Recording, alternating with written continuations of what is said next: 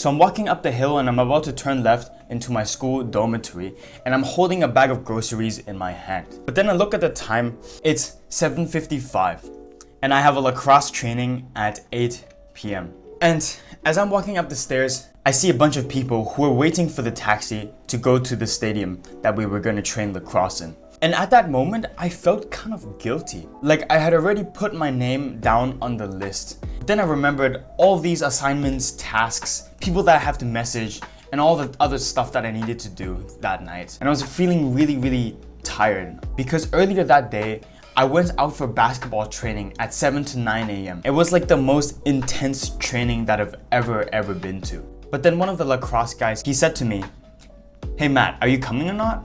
I didn't know how to respond to him, honestly, because in my heart, I really didn't want to go to lacrosse training. And so at that moment, I decided I was gonna be a little bit selfish. I was not gonna go to that lacrosse training. And it was not until later that I realized that that was actually one of the best decisions I've made that day. Because I was able to come back into my room, do some work, finish all my tasks, and sleep at 11 p.m. And for your context, the lacrosse training ends at 10:30 p.m. So I wouldn't have been able to do anything at all. But that's what time management is about. It's about prioritizing the things that you need to do over the things that you feel like doing. There's a misconception about time management, and it's that we need to fill up our schedules to be so busy that we're always productive all the time. But that's actually not how time management works. And believe me, because I was guilty of doing that. Like every day I would time block every single little part of my day. So instead, here's what I do. The first thing that I do is to prioritize my tasks. And I use two tools in order to do that. The first one is called the daily highlight. And the daily highlight is basically, I just the night before the day today, I write down all the tasks that I want to do. And I mark down the ones that actually matter with a DH. So for the daily highlight, you can only have a maximum of 3 daily highlight tasks.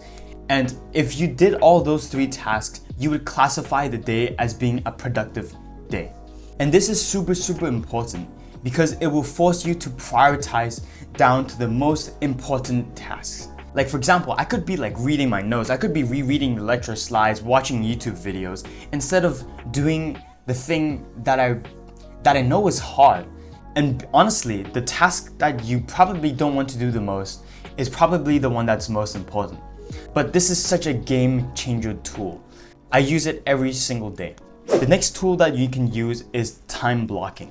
And time blocking is basically opening up your Google Calendar and setting up a block of time where you're going to do a specific task.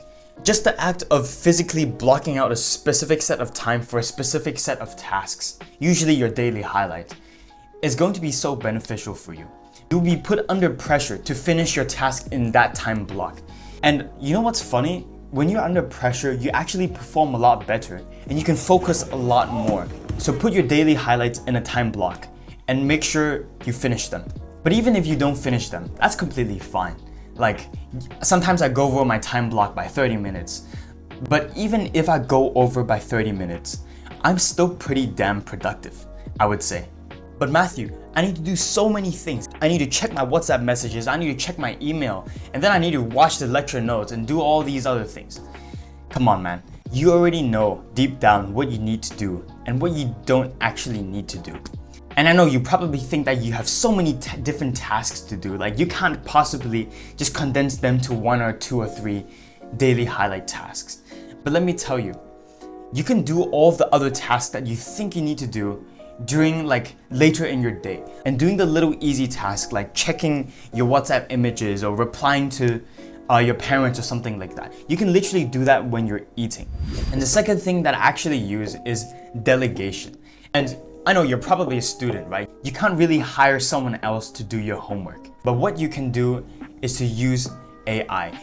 AI is such a powerful tool if you're a student because you can literally use it to write your essays, to create flashcards for you from your notes. And that's what I personally do. So for example, when I was creating my valedictorian speech, I literally asked AI to create a valedictorian speech for me, a template. And so I filled out the template and added my own personalized touches.